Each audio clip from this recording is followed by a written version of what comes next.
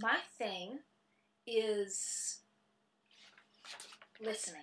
And when I say listening, what I am talking about is listening first to my experience in this moment and to what is arising for me right here.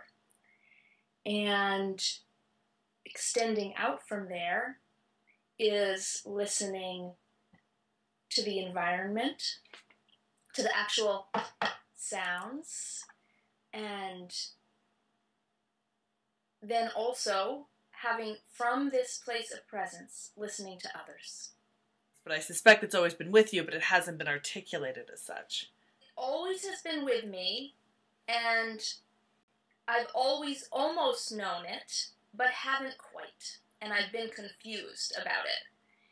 Because what was reflected back to me when I was younger, both as a child and a teenager, and then in my career in my 20s, was my skill in relating to people and in listening to people, and my skill in taking care of people. And I have really powerful skills in this area.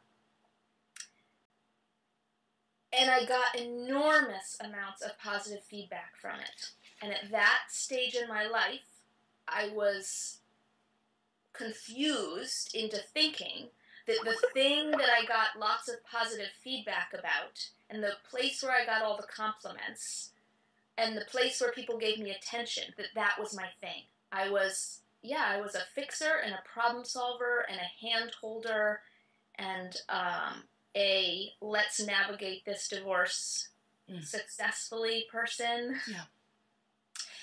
And that's all a part of me. It still is. I have those skills. I want to use those skills. But it wasn't entirely feeding my soul. She went from this listener in this capacity to another kind of listener, the listener that is very informed by your center. So what was that shift? It was a culmination of catastrophes.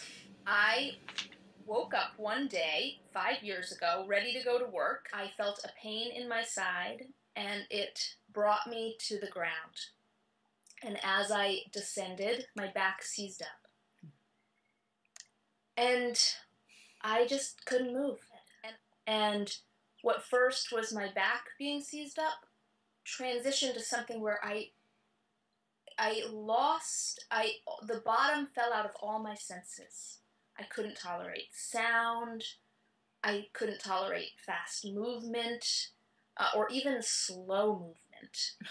What I could be with was the very quietest, most still part of the center of me. That was where I could be. And I had touched that place in my life, but I had never really rested there. It gave me this incredible opportunity to rest within myself and to listen there. When we are really listening, we are open to what we don't know. I'm sensitive to that person who's listening and saying, okay, but I haven't known what my thing is for my whole life. And now I'm open to being open to it.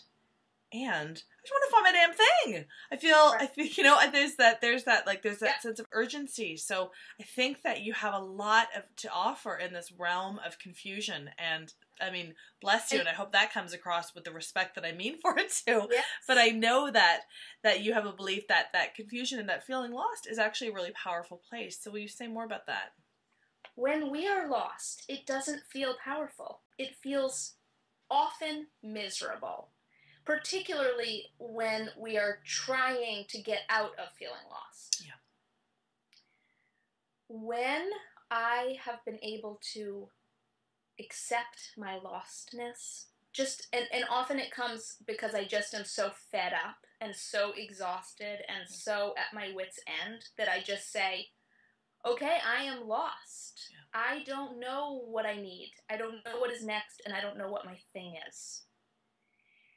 And then I can feel it right now. I just took this big breath. my body, my being, sighs a sigh of relief that is like, great, you are accepting where you actually are.